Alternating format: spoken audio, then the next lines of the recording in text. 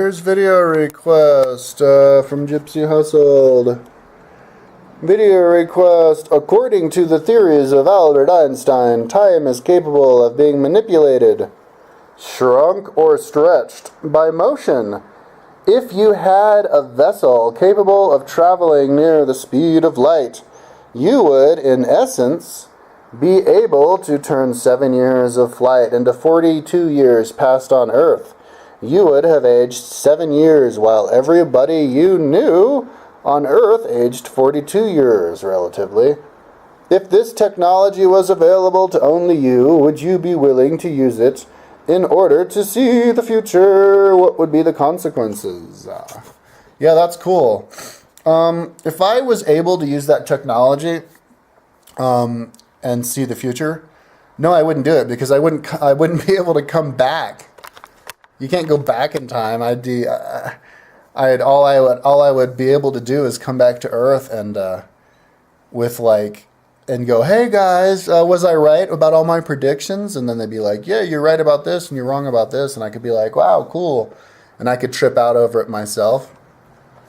But it wouldn't. The consequences would be I'd lose all my friends. All my friends and family would be dead by then. I would be out of date. I guess I'd be kind of a novelty. I mean, if I was the only person who did it, I'd be a celebrity. I get to travel around and trip out over how everything changed. You know what? If I could do that, I think I would. Just because it would be so trippy for me. I would do it. Because the consequences would be just me just like being, wow, oh my God. I'd probably be blown away by how much everything changed.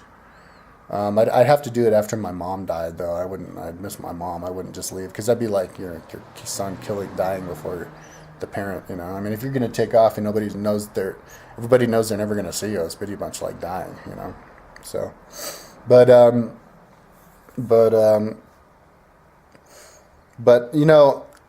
I wouldn't be following. I mean, if there was if I was chosen, I wouldn't be one of the people to throw my hand up to try to go to the tryouts and stuff. I wouldn't bother. I'd just let somebody else do it, because the world is changing so fast now that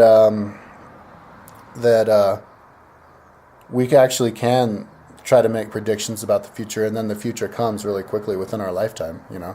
Like right now, I'm 39 years old, so I'll still be alive by the time I'm 90. As long as I don't. I should be able to live until I'm 90, as long as I don't get cancer. I can live another 50 years. 50 years is a long time from now, man. That's or even longer than 50 years, with all the technology coming up. Hell, I could be alive another 150 years. And that's when the world's really going to change. So, I mean, we're all living in a world where we can. It is kind of like traveling at almost the speed of light now. We're already watching the future come at us and come in and whack us over the head before we know what's hitting us. So we don't need to do that. I think part of what everybody should put on their websites is just predictions about the future, and then or not on their websites, because you can't really prove it, because you can just fix it. See, this is what I wrote 10 years ago when you just wrote it yesterday. Do videos, YouTube videos, because on YouTube it actually shows the date where you did the video, and just see if you're right. The people who are right get to be called prophets, and the people who are totally wrong can be called fools, or not fools but idiots. I'm kind of surprised not more people are making predictions about the future on YouTube, because there's so much to make a prediction about, and that's cool. I think it's awesome that people are asking me to make predictions about the future, because now I can get it all recorded and see, and then I can look back on it. Like I did one the other day, what are movies going to be like in 15 years? So in 15 years, I can look at the video and see what I was right about and wrong about it, and about everything. So yeah. Yeah, but it's an interesting concept of path going forward in time. I'll talk about that a little bit, just the concept itself. It was put forth by Einstein. The concept behind it is that the analogy he used is that kind of like if you're riding on a light beam. Say you're on a train that's going like the speed of light, and you're trying to talk to your friend who's like like 30 feet in front of you in the car, and so you say, "Hey, Johnny," and you're going like almost the speed of light. Well, when you talk, you're actually talking in the speed of sound, which is only 600 miles an hour. So like you wave to Johnny, right? So the photons, that he's looking at you, it's traveling at the speed of light to him. But if you're already going at the speed of light is it's a finite speed. That's I think it's 600,000 miles a second. No, 300,000 miles a second. No, 287,000 miles a second. So you're talking like 400,000 kilometers a second. It takes like 8 seconds for light to get from the moon. No, a second for the light to get to the moon to the Earth, and 8 minutes from the sun to the Earth. So even in our neighborhood, it actually takes light a little time to get there. So if you're and so it has a finite speed. So if the train's going 95% of the speed of light, when you wave to him, it's going to be 25% slower just to get to him because the light can't exceed that. So and everything when you're going that fast, everything all the vibration in your body that like subatomic quarks and stuff, it's all based on the limits of our universe that we live in with the speed of light. So it's all going at a finite speed. So if you're going that fast, everything goes slower for you. And so that's how it slows down.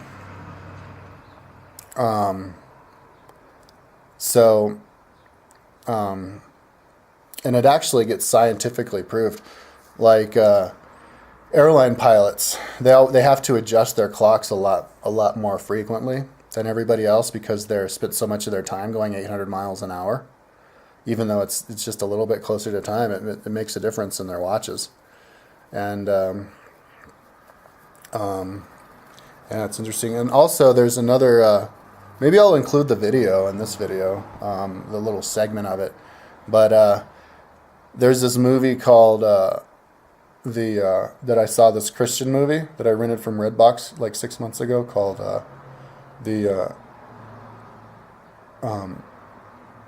oh man, I can't remember, and I didn't even finish the movie because my battery died before the end of it. But there was this one section that was really interesting because they were talking about how in the Bible they say that the Earth was built in 7 days, and they were actually scientifically proving that the Earth was created in 7 days because when the Big Bang happened, everything was going really fast. Everything was expanding at such a great speed that that was 1 day to itself. But it was a billion years to us. But to itself, it was 1 day. So in the first day, there was just the void. And this is written in the Bible. So that's the void of everything expanding. In the second day, there was light. And then God said, "Let there be light." That's when all of the mass actually got spread out enough for the photons to be able to travel around each other. And then they even like mathematically broke it down because time was getting exponentially slower as the universe was expanding by these factors of 7. And then on the third day, they did the scientific explanation of like how many years go by and what happened. And they said, and then there was the creation of the planets. And then the next day there was the creation of the fish, and they actually had it scientifically set forth, and it made sense to me, man. I want to listen to it again and see and actually memorize it to explain it on YouTube whenever I get around to it. But it made sense. So like when I read the Bible, I'm like, oh my God, like this is somebody explaining the Big Bang and the theory of relativity, and they're calling each segment a day, because if you're looking at time relatively to how much time is actually passing, for, the light or whatever, God, that is actually experiencing it. Because days become longer as you go forward in time, because everything's getting more spread out and becoming more, not moving around as fast, Because I'm sure, like, if we were going to live in, say, closer to the center of the galaxy, where our planet is spinning around really, really, really, really, really fast, but we can't feel it because there's no, I guess the orbits is big enough, but it's spinning around really fast. Well, you're moving faster, so they're going to live longer. They'll live, a human being will live 500 years our time. So, you go and say you do warp drive. You don't even travel there. You do warp drive there. All of a sudden you're there. And then you live there, and you're there for like 5 years, and you've aged 5 years, and it's 5 years to you. You've been hanging around, and then you come here, and it's 50 years have gone by, and you're like, wait, why? Oh, it's because our planet was revolving around faster. Their planet was revolving around faster. So that's kind of one reason why I don't think that like aliens so much terraform other countries. Other planets, because you're totally dependent. You're a product of your environment, which is your planet. Like if we were in space, and it's just supposing we were really good at being cold, and you could hold your breath, and you're out there in space, just naked, on the moon, and you go, "Hey, Johnny," he's not going to hear you, because we need the air to carry the radio waves, So everything about our body and everything, it's only complete when we're living in our environment. If we go off to some other environment, we're totally like a fish out of water. We'll die. Even on Mars, if you go to Mars and live there a few years, Mars has a gravitational field half of Earth. You're gonna come back to Earth and you won't even be able to walk. Or you'll go to Mars and you'll be like John Carter. You'll be able to jump really high and kick everybody's ass. So yeah, if aliens want to terraform a planet, the first thing they need to do is do what the Anunnaki did with us. They make half Anunnaki, half Homo erectus, and call it their new people. But what it really is natives of the actual planet. They have to be natives of the planet. So don't be afraid of alien invasion. Only be looking forward to aliens visiting us in their little spacesuits. But really high aliens, they could come here. Maybe they have spaceships that are designed around the gravitational field and the atmosphere of our Earth, because they can have technology for that, who can step aboard the Earth and move in and live with us. There's the Children of the Greys, half gray, half human, are planning on doing that. The Essassani, I think they're called. They want to come and move in with us in about 50 years. Or maybe even last 35 years or something like that. So anyways, pretty interesting concept. Now the concepts of being able to look into the future with this kind of technology, that's an interesting concept. I heard that there's this,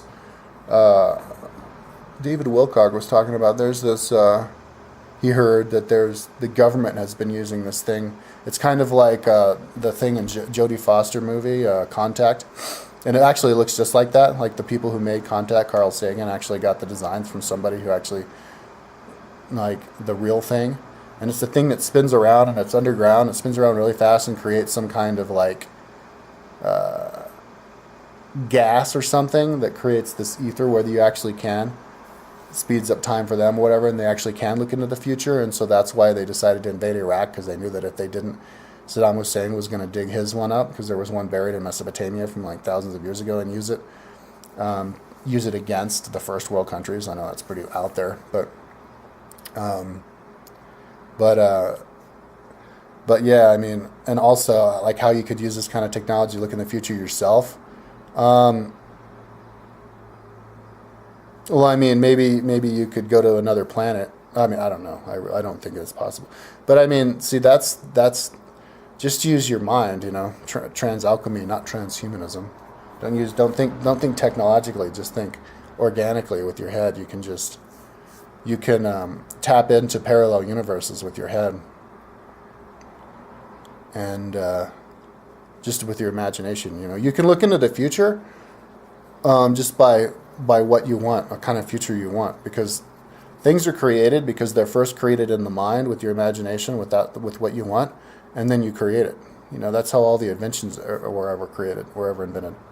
So just think in the future like the kind of future you want to have, and then expect that to happen. And there you go. Predicting the future.